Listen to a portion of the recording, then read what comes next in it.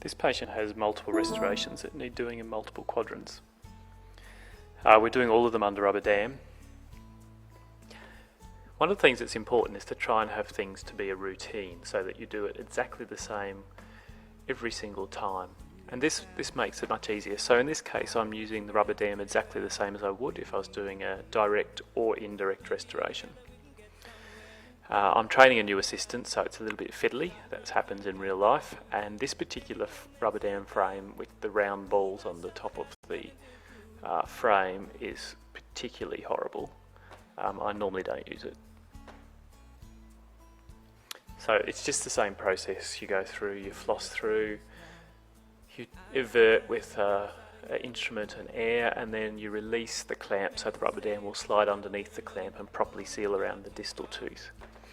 It's not uncommon for me to have to take the rubberdam off and do it a second time. That just does happen. So when we present things, we can edit all that stuff out, but in the real world, I don't always get it right. Sometimes the rubberdam tears. So you can see in the photo here that everything is perfectly sealed. Now we're prepping, we only really need to prep one cusp because the patient has largely prepped the tooth for us. I almost never do depth cuts, so I choose a burr that's the right thickness and then I just drive it along the tooth at the depth that I want. So that burr you just saw there was a 1.8mm burr. If I want to do 2 mils of reduction, I can just drive it along the tooth slightly below the surface of the enamel. The white slow speed burr is a ceramic burr and it's particularly long lasting burr. They last for over a year. I'm polishing the adjacent amalgam here. It had a bit of an overhang, so it would have stopped the crown from seating, and also the 3.6 and the 3.7 actually touched, so I had to use a very fine burr to separate them rather than prepping more deeply to try and find separation between the two teeth.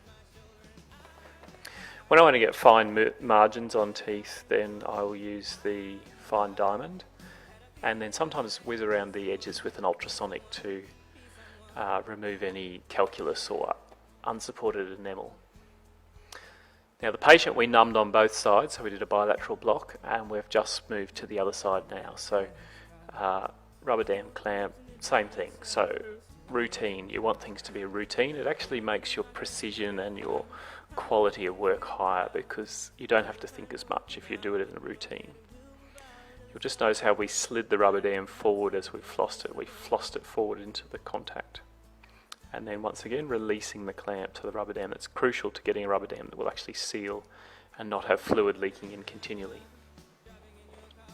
The pink wedges have been popped in to hold the rubberdam down out of the way in the contact because sometimes it will ride up between the contact and get caught in the burr, usually giving yourself and the patient an enormous fright. So on this side we're doing the direct restoration first, so we've removed the amalgam and the caries. It was quite deep.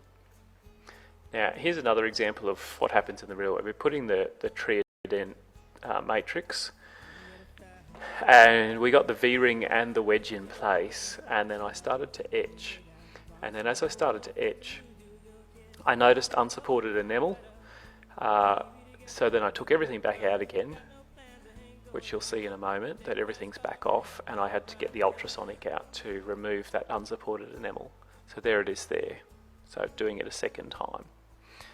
And look, this is a particularly straightforward case, but if you ever sit there and fiddle with a matrix for 10 or 15 minutes, that's just because that happens.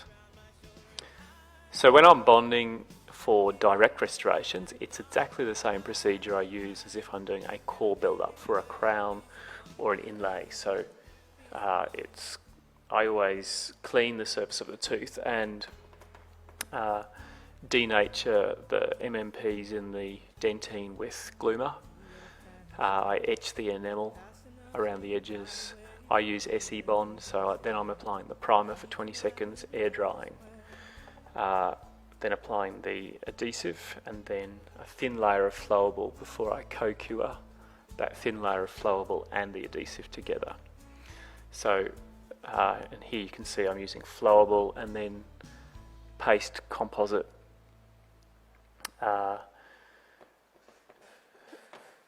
The little drop of flowable between each layer of composite is just to stop you getting bubbles. Okay, it'll be almost nothing left. The pressure of the composite going in will squeeze it out of the way.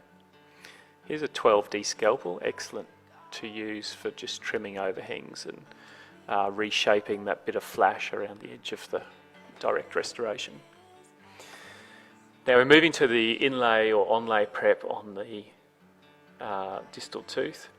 Now I use big fat burrs wherever I can, and I use fine diamond, large diameter fine diamonds for removing all the deeper parts of the core.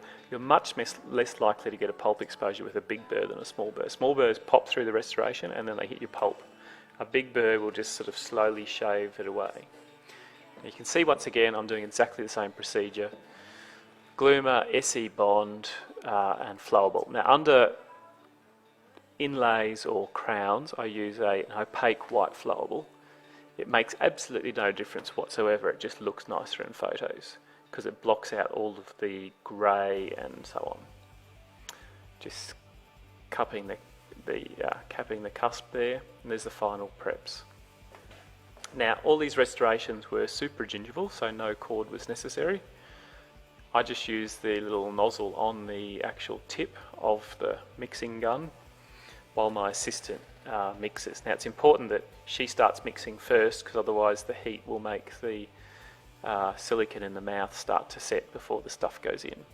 Now I'm using a non-perforated tray so that I get a lot more pressure and it will force that light body down into, you can see we've got perfect margins there. The temporary, this is a pre-op triple tray. It's been trimmed by one of the assistants to remove all the chips and so on, and then we're just getting the patient to bite in. I think that's Pro-Temp there, or Luxatemp would work exactly the same. They're probably bonded with either a temp bond type material or a spot etch and plain adhesive, something that has no solvents or self-etching ability. Obviously if you use proper adhesive you'll never get your temporary off. Okay, I hope that was helpful.